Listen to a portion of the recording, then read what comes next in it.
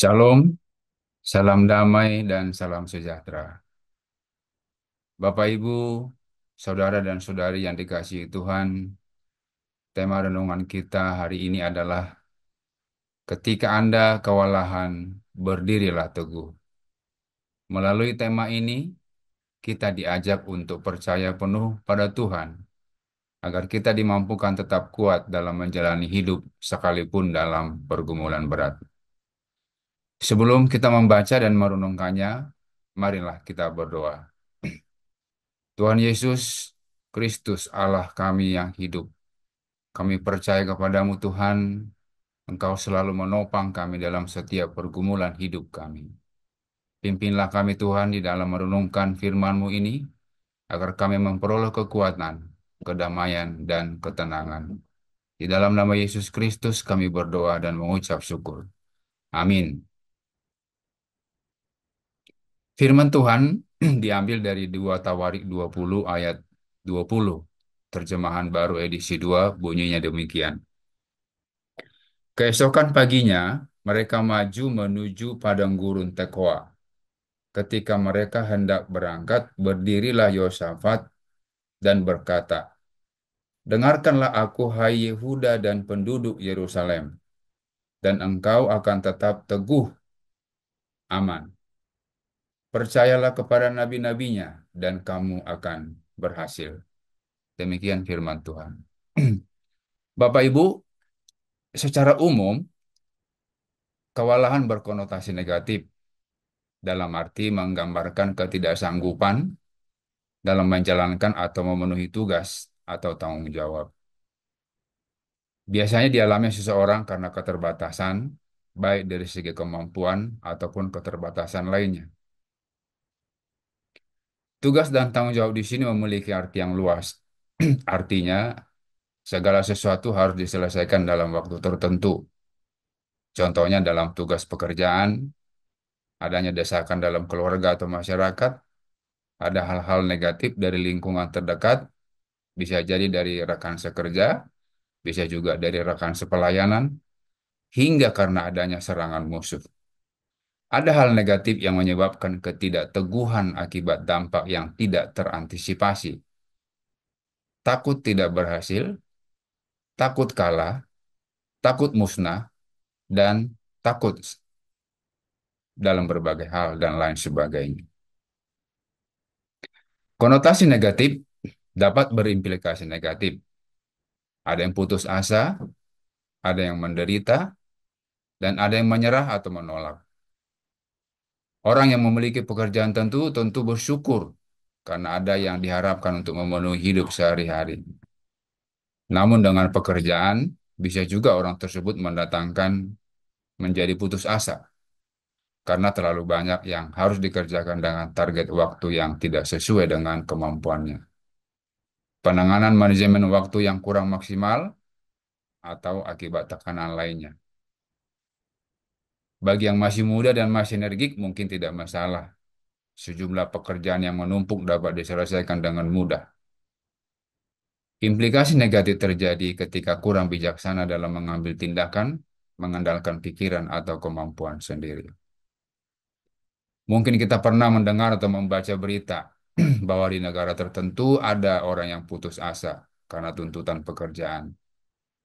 Tidak ada waktu untuk bersosialisasi, hidupnya menyendiri, lalu berakibat buruk menempuh jalan hidup sendiri untuk mengakhiri hidupnya.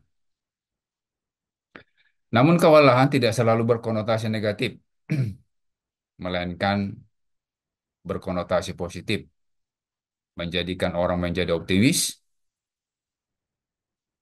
semangat, dan bisa mendatangkan kemenangan. Hal ini bisa diperoleh jika kita bertindak dengan tenang, sabar, dan ulet melakukan pekerjaan sambil berserah diri kepada Tuhan. Kalau kita baca seluruh 2 Tawarik 20 ayat 1 sampai 29, dapat kita rasakan bagaimana pemimpin Yehuda yang pada saat itu mengalami ketakutan ketika akan diserang oleh musuh Bani Moab dan Amon. Dalam perikop ini, Kita dapat memahami bagaimana Yosafat bertindak untuk menghadapi serangan musuh hingga beroleh kemenangan. Kalau kita membaca seluruh ayat ini, ingin rasanya terus membaca ulang dan mengulang lagi.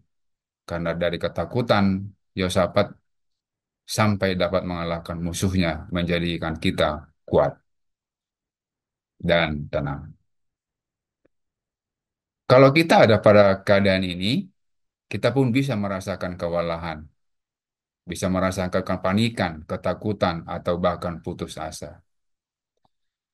Tindakan yang diambil Yosafat sangat luar biasa. Dia mendekatkan diri kepada Tuhan dan mengandalkan Tuhan. Yosafat memutuskan untuk mencari Tuhan, mengumpulkan semua orang Yehuda dan mengumumkan untuk berpuasa meminta pertolongan Tuhan.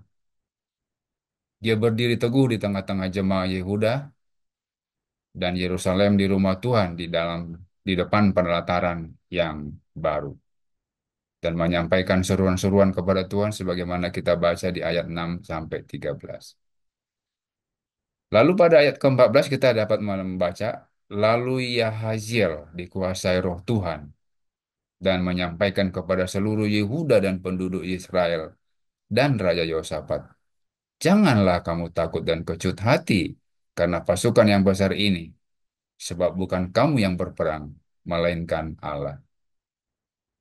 Bapak Ibu, ketika saya membaca perikop ini, saya teringat dengan sebuah ungkapan. Kerjakanlah pekerjaanmu dengan baik sambil berseru dan bersyukur kepada Tuhan.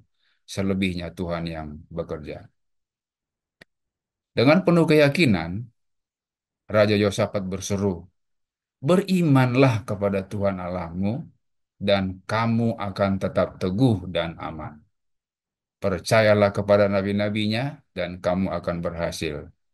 Mereka memuji Tuhan di hadapan orang-orang bersenjata sambil berkata, bersyukurlah kepada Tuhan, sesungguhnya Allah, sesungguhnya untuk selama-lamanya kasih setianya.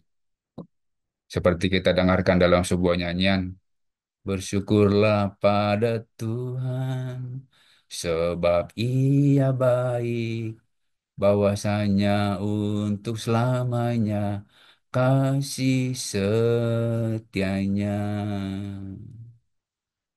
Demikian tadi di ayat 20 yang kita baca di awal tadi.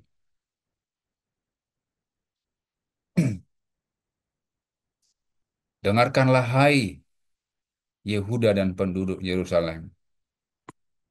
Berimanlah kepada Tuhan Allahmu dan kamu akan tetap aman. Percayalah kepada nabi-nabinya dan kamu akan berhasil.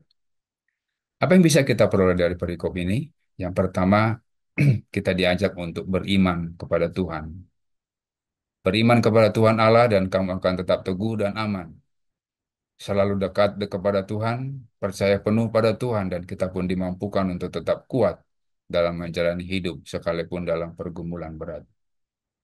Pasukan Moab dan Amon yang berkelimpangan bisa kita ilustrasikan sebagai beban hidup, pekerjaan, tugas, pergumulan yang banyak yang dapat kita atasi satu persatu dengan pertolongan Tuhan. Yang kedua, selalu bersyukur kepada Tuhan sekalipun dengan kuantitas pergumulan kita yang relatif berbeda antara satu dengan yang lain. Bapak Ibu, saudara-saudara dikasihi Tuhan, demikianlah renungan singkat malam ini. Semoga Tuhan selalu memberi kemenangan kepada kita melalui iman kepada Yesus Kristus. Amin.